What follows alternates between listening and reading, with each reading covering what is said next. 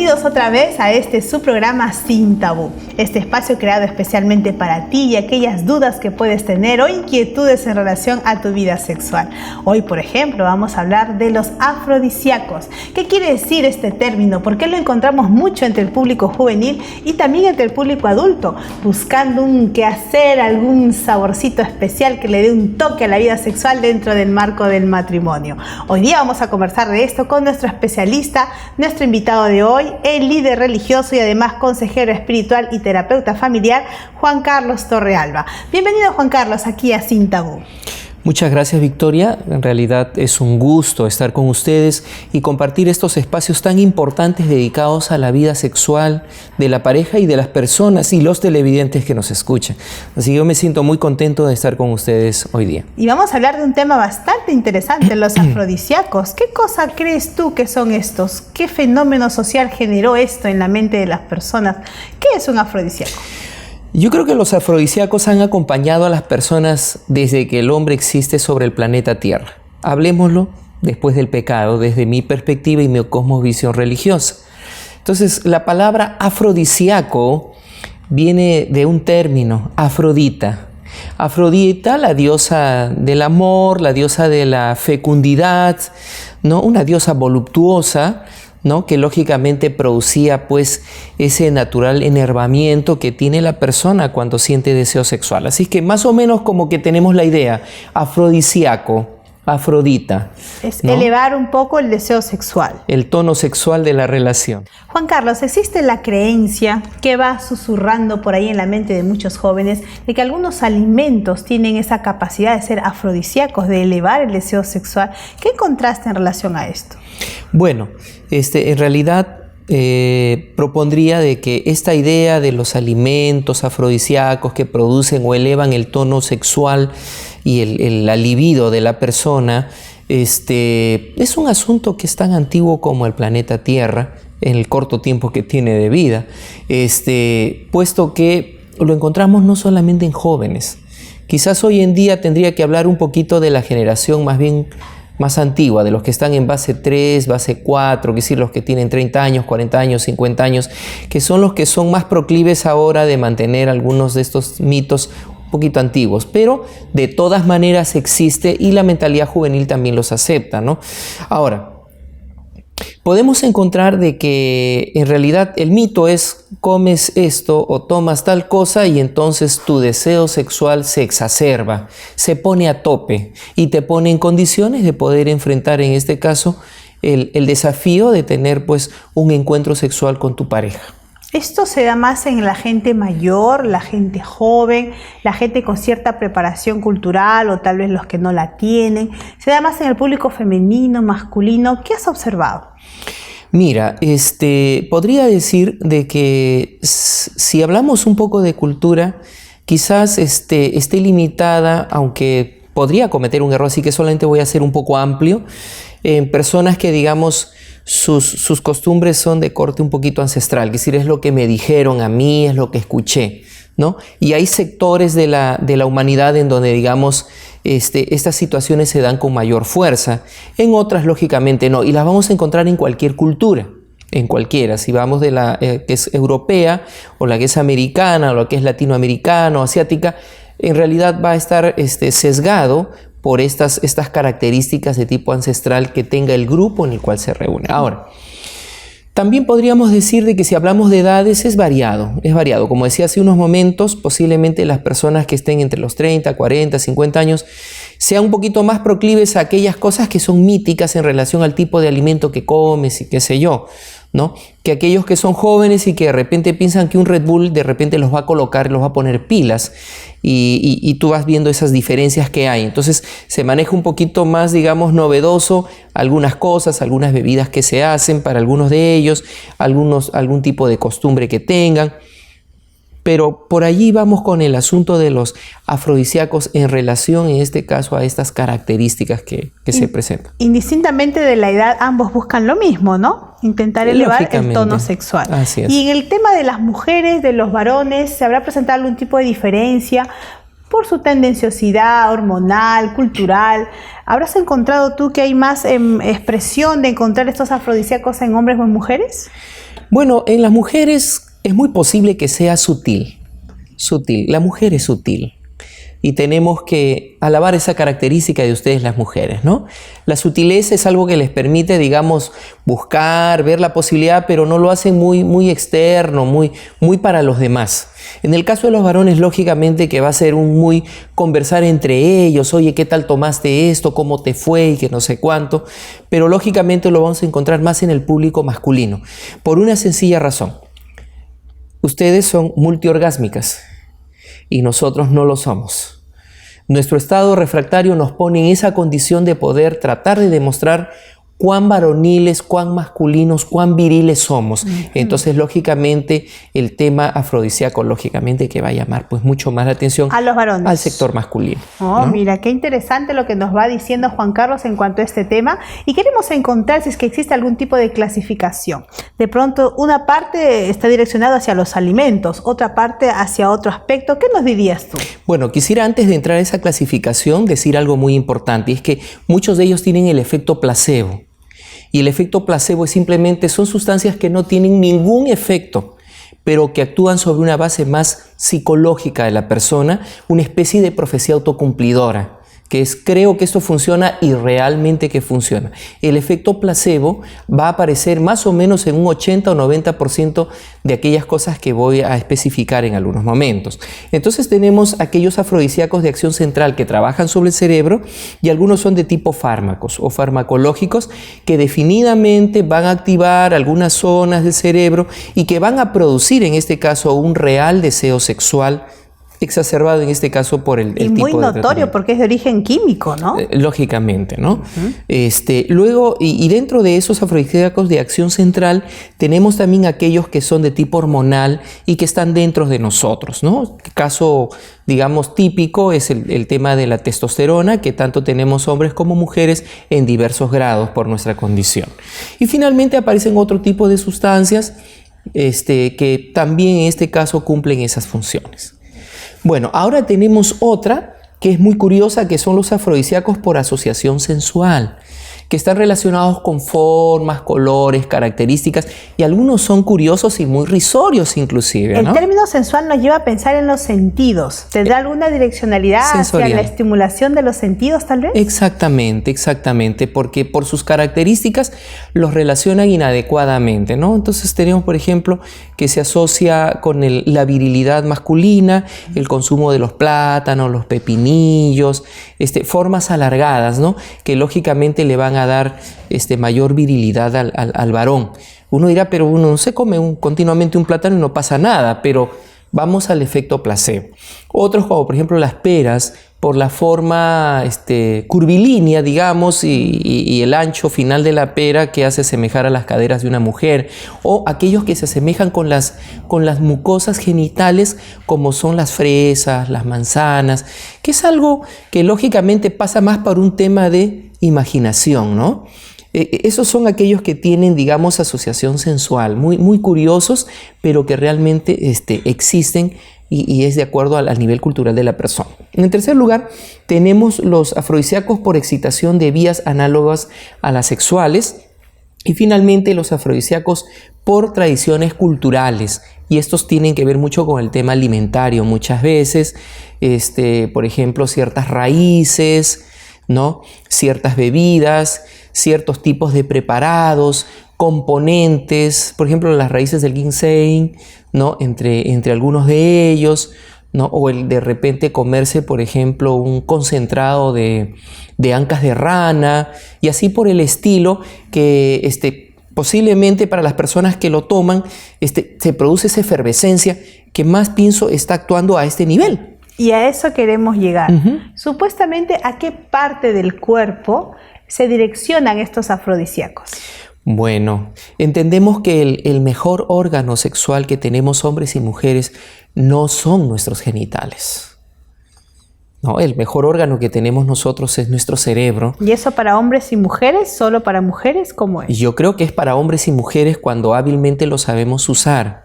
adecuadamente, porque lógicamente es el control maestro de toda nuestra persona.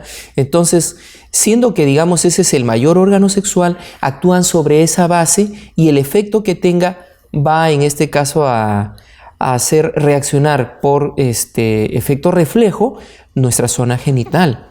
Y entonces es allí la razón por la cual muchos de ellos, por su efecto placebo, pareciera que inducen a la persona a despertar esa sexualidad que de repente se pueda estar quedando dormida o apática en algunos momentos. ¿Quiere decir, Juan Carlos, que los afrodisíacos van a terminar surtiendo un efecto en el cerebro tanto de hombres como de mujeres? Pero acuérdate que es un efecto placebo, es decir, una especie de profecía autocumplidora. Yo me tomo esto y de veras que va a funcionar, y lo tomo y creo que me está pasando. En otras palabras, creo yo que mi problema de impotencia o de problemas de erección se va solucionando.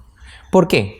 Porque mi mente me está diciendo que sí funciona y que puede funcionar. Y naturalmente que de manera genital o fisiológica comienza a funcionar. Y si hablamos en el caso de una mujer que pasa por casos de frigidez o de repente de resecamiento del canal vaginal o quizás de poca lubricación, pues también de la misma manera puede comenzar a funcionar, ¿no? Puede comenzar a funcionar porque las cosas comenzaron en el cerebro. O sea, no es en sí mismo. Pero no biológicamente, ni bioquímicamente, sino a un nivel más sutil, que es el emocional psicológico.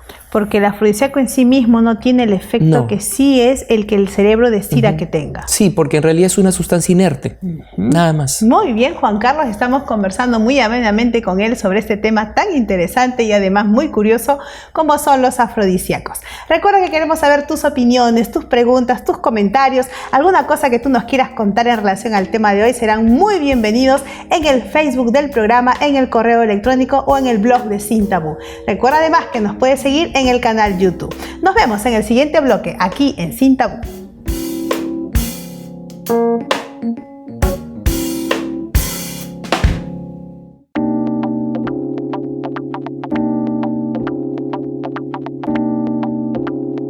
Bienvenidos nuevamente a este subprograma Sin Tabú. Hoy hemos venido conversando con nuestro especialista invitado sobre los afrodisíacos, un tema del todo interesante y bastante agradable de seguir discutiendo. Pero no lo vamos a hacer sin antes ofrecerles la revista del programa Familia Feliz. Recuerden que esta revista llegará hasta sus hogares de manera gratuita, solamente solicitándola al Facebook del programa, al blog o a nuestro correo electrónico. Además, te invitamos a seguirnos por el canal YouTube. Vamos a seguir conversando con Juan Carlos al respecto de este tema tan agradable y queremos que tú nos digas, Juan Carlos, ¿qué dice el imaginario popular sobre los afrodisíacos? ¿Qué piensa el común de la gente? ¿Qué comentarios has escuchado a lo largo de tu experiencia profesional? Cuéntanos un poquito de esto. Bueno, en realidad el imaginario popular es enorme como seres humanos hay. En otras palabras, no se puede decir que esté solamente encuadrado en algún tipo de productos, de comidas o de objetos que existan. El imaginario popular es enorme y quizás faltaría tiempo hoy para enumerar estos detalles.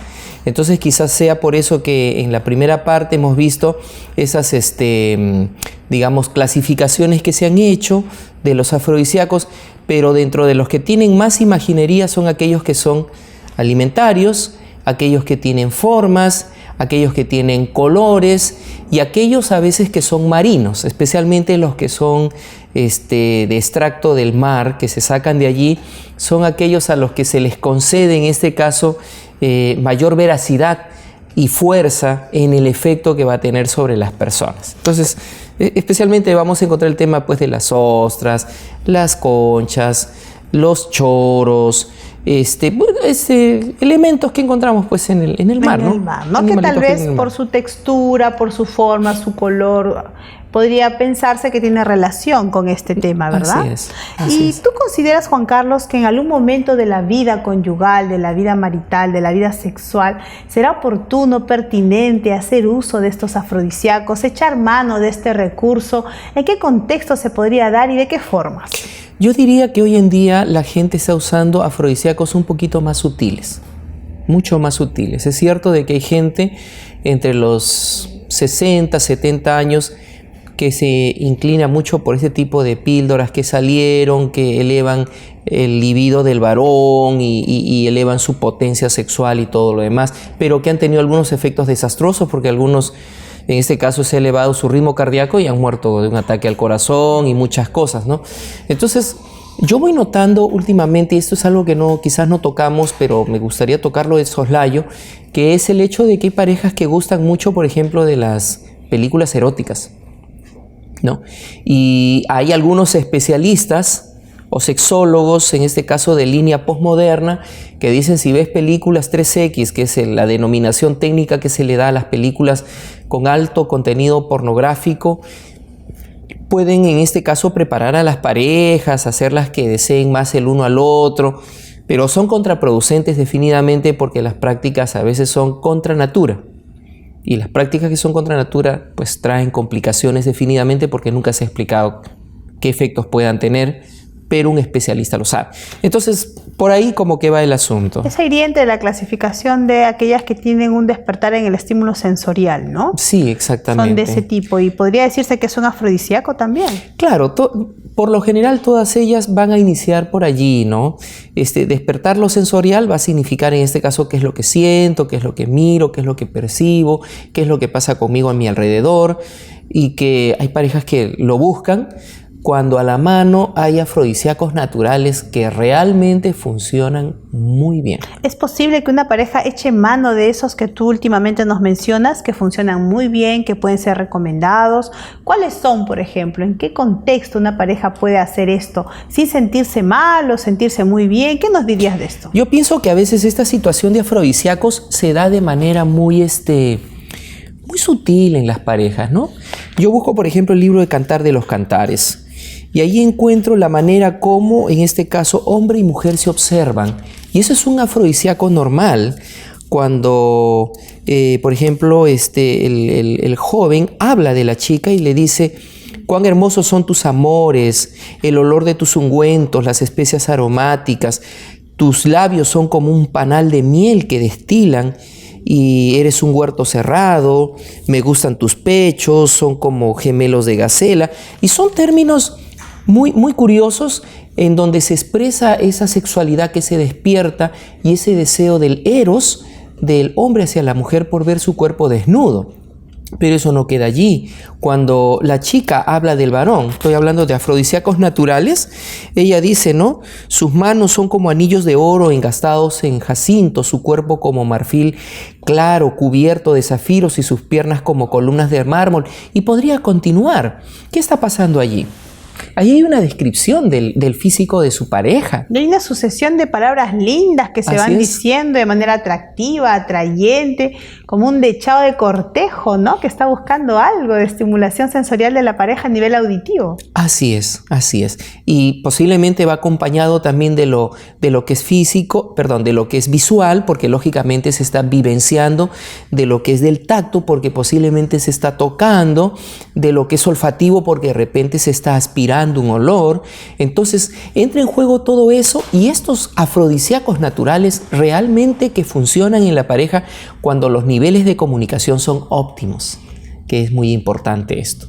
Esa podría ser una condicional, ¿verdad? Así es. Y antes de hablar de esa condicional, que de hecho lo vamos a seguir conversando en el programa, esto que se ve tan atractivo, atrayente, positivo, posible, que puede avivar el amor entre las parejas, ¿tendría algún tenor de peligrosidad? ¿En algún momento un afrodisíaco puede volverse peligroso? ¿Cómo sería esta situación?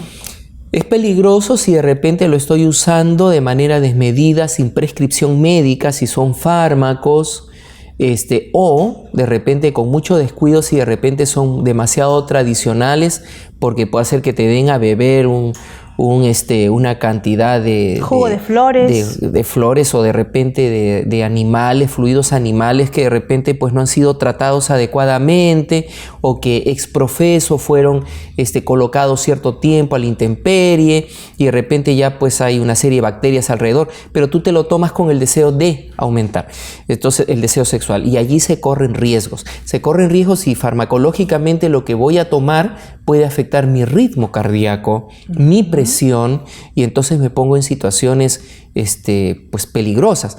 puede afectar si de repente en este caso el fármaco que he tomado me pone en una condición tal que se exacerba de tal manera mi deseo sexual que no va acompañado del de mi pareja y puedo hacer daño físico, pero más psicológico, porque lógicamente voy a actuar de una manera desmedida para expresar mi sexualidad.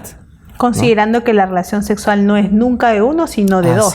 Así es, y se puede correr esos riesgos. Juan Carlos, tú muy bien nos has ilustrado que algunos afrodisíacos podrían atentar contra la salud.